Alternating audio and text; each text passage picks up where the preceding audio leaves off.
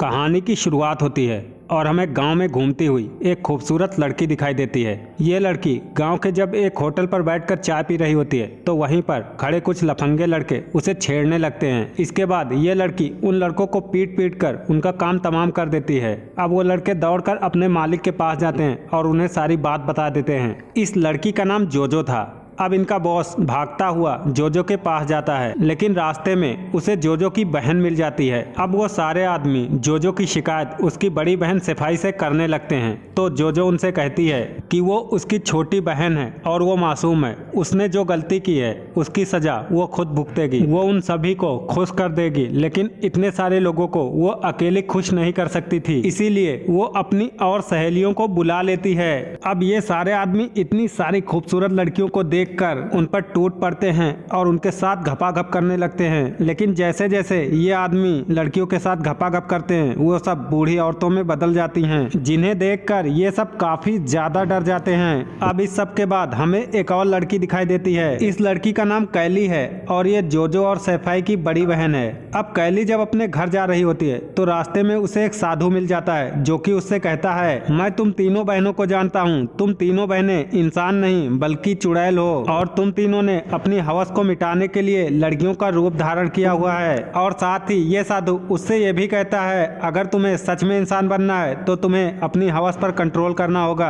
अब कैली जब घर लौट कर आती है तो वो अपनी दोनों छोटी बहनों को उस साधु की बातों को बताती है। इसके बाद ये तीनों बहनें ध्यान लगाने लगती हैं और साथ ही ईश्वर को याद करने लगती हैं ताकि ये तीनों जल्दी से इंसान बन जाएं। लेकिन ये तीनों जब ध्यान की मुद्रा में बैठती हैं तो बिल्कुल भी ध्यान नहीं लगा पाती हैं, क्योंकि जैसे ही ये तीनों आंखें बंद करती हैं इनके मन में गंदे गंदे ख्याल आने लगते हैं और फिर ये सब अपनी हवस पे कंट्रोल नहीं कर पाती हैं। और यही कारण है जिसकी वजह से ये तीनों अभी तक इंसान नहीं बन पाई हैं। अब ये तीनों बहनें सोने के लिए चली जाती हैं। रात में हम सैफाई को देखते हैं जिसे अपनी बॉडी पर कंट्रोल नहीं हो पाता, तो वो कमरे से बाहर निकलकर टहलने लगती है। तभी वो अपनी छोटी बहन जोजो को बिना कपड़ों के नहाते हुए देख लेती है। इसके बाद वो खुद को कंट्रोल नहीं कर पाती और जोजो के साथ अपनी हवस मिटाने लगती है।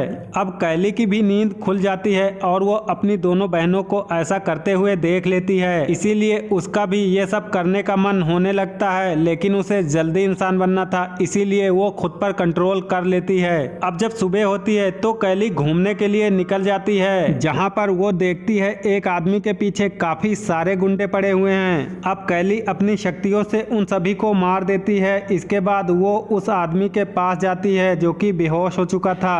अब कैली उसे वहां से उठाकर उसके घर ले जाती है। जब ये उसके घर पहुंचती है तो देखती है उसका घर काफी ज्यादा उजड़ा पुजड़ा पड़ा है। अब कैली अपनी शक्तियों से उसके घर को सही कर देती है। इस आदमी का नाम डैन होता है। अब जब डैन को होश आता है तो वो कैली का शुक्रिया अदा करता है। इसके बाद कैली अपने घर आ जाती है। यहाँ पर उसकी दोनों बहनें कैली से पूछती हैं, तुम सुबह से अभी तक कहाँ थी? लेकिन कैली उन्हें कुछ भी जवाब नहीं देती। अब अगले दिन कैली तैयार होकर फिर से बाहर जाने लगती है तो जोजो उसका पीछा करने लगती है। जिसके बाद वो देखती है कैली एक घर के अंदर चली गई है। इसके बाद जोजो उस घर के खिड़की पर चली जाती है और खिड़की से अंदर का पूरा नज़ारा देख लेती है। अब जैसे ही कैली उस घर से बाहर जाती है जोजो अंदर चली जाती है। इस समय डैन नहा रहा होता है और वो कैली को देखकर उसके ऊपर चिल्लाने लगता है, इसीलिए जोजो रोने लगती है। और जब वो रोते रोते अपने घर आती है तो सफाई को वो सारी बातें बता देती है। अब सफाई को डैन पर बहुत ज्यादा गुस्सा आ जाता है, इसीलिए वो डैन को मारने के लिए निकल पड़ती है। लेकिन जैसे ही सफाई उसे मारने वाली होती है डैन उसके ऊपर पानी डाल देता है। पानी पड़ते ही सफाई के बड़े बड़े पहाड़ डैन को दिखाई देने लगते हैं। अब वो खुद पे कंट्रोल नहीं कर पाता और सफाई के ऊपर टूट पड़ता है। यहाँ पर हमें पता चलता है कि सफाई पहले से ही काफी ज्यादा उत्तेजित थी, इसीलिए वो डैन को नहीं रोकती। यहाँ पर सफाई डैन की सर्विस से काफी ज्यादा इम्प्रेस्ड हो जाती है। अब सफाई जब घर लौट आती है तो जोजो डैन के घर की तरफ निकल जाती है ताकि वो ये पता कर सके कि उसकी बड़ी बहन ने डैन को क्या सजा दी। लेकिन जैसे ही जोजो डैन के घर पहुंचती है तो उसे डैन के शरीर पर काफी सारे घाव नजर आते हैं, जिससे कि उसे ये लगता है कि सिपाही ने डायन को काफी ज्यादा पीटा है, इसीलिए उसके शरीर पर इतने सारे घाव हो गए हैं। लेकिन जोजो को कहाँ पता था कि डायन ने उसकी बहन की बजा दी है। अब जोजो को थोड़ा दुख होता है, इसीलिए वो डायन से कहती है कि वो उसके साथ जो भी चाहे कर सकता है। इसके बाद डायन जोजो को भी अच्छे से बजाता है। अब से डायन तीनों बहनों को एक एक करके बारी बारी से बजाने लगा था। लेकिन इस बार कैली जब उसके घर आती है और उसके बेड पर लेटने वाली होती है, तभी उसे बेड पर एक हेयर बैंड दिखाई देता है, जिसे देखकर वो तुरंत समझ जाती है कि ये हेयर बैंड तो जोजो का है। इस बात से वो डायन पर काफी ज्यादा गुस्सा हो जाती है, लेकिन डायन उसे समझाता है उसकी छोटी बहन ने अपने शक्तियों के बल पर उससे ये सब कराया है। अब कैली डायन से कहती है कोई बात नहीं, अब से तुम हम तीनों बहनों को साथ में बजाना।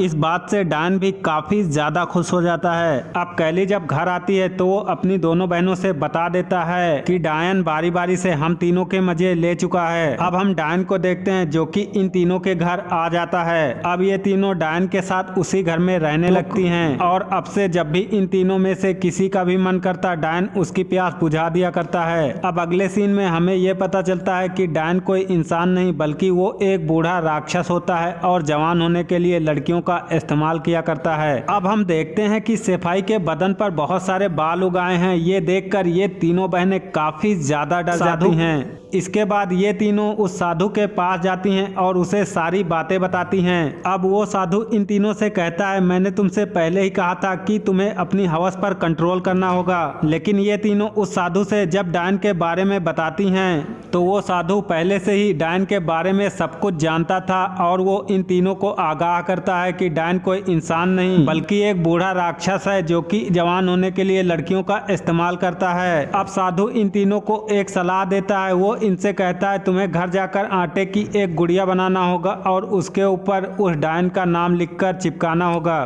फिर उस पर मेरे द्वारा बताए गए मंत्र मारने होंगे।